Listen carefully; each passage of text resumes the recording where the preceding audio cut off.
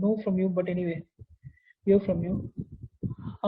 Anyway, so basically this is how data is distributed. So similarly, there is a different example where we see that there is something called as a left skew distribution, left skew distribution is where basically there is more of the data that is distributed towards the right hand side, and the left hand side there is not much distribution.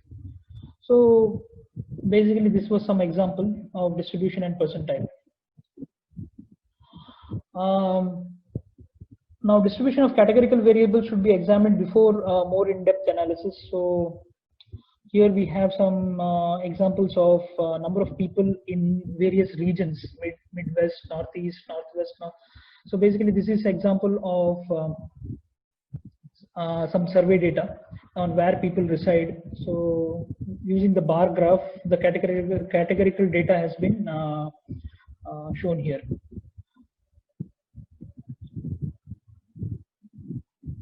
So this is a basic way of analyzing your data. You just show it in a tabular form and then you analyze the data.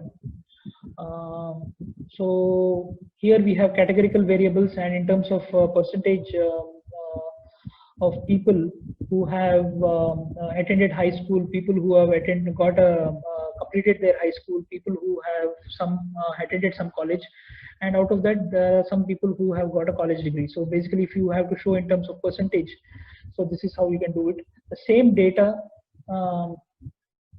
can be represented in terms of different categories also, as shown below. We will be looking at a lot of these examples. This is just theory, so I'm just walking through these examples. So basically you are using categorical variables to observe the percentage of people in that category. For example, you're using categorical variables to observe how many people have less than high school or have not attended high school, right? So this data shows me that I'm using the categorical variables to understand what is the percentage of people who have attended school, right? And your understanding before correcting the survey was that most of the people who attend college have a college degree. But after the survey, you realize that there is a lot of people who attend college, but most of them actually more than almost 35% of them don't finish their college or don't get a college degree. So at the beginning of the survey, you were expecting that there will be a very high percentage of people who have attended college, but they have not completed college. But you understand that based on the data that it is basically not that much, or you can understand that most of the people have not even attended college. They have dropped out after high school. So this is what we analyzed here. And so again, this is coming back to the same problem, identifying and solving business use cases. I showed you the example of the pyramid. So this is exactly that pyramid. So you identify the problem, you set a goal. If you are at the highest level in the food chain, then you set the goal.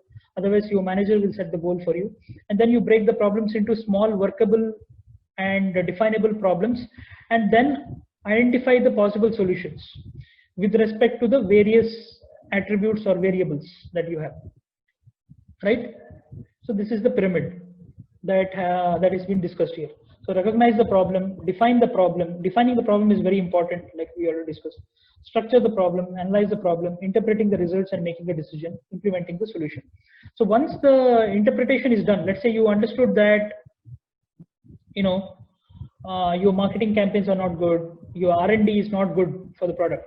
So then you implement the solution, right? So basically you work on investing more money on R&D. So that would be your implementation, correct? You hire better engineers to design your products, etc. So that is the implementation part of the solution. So that is outside, I would say, outside of the scope to a certain extent.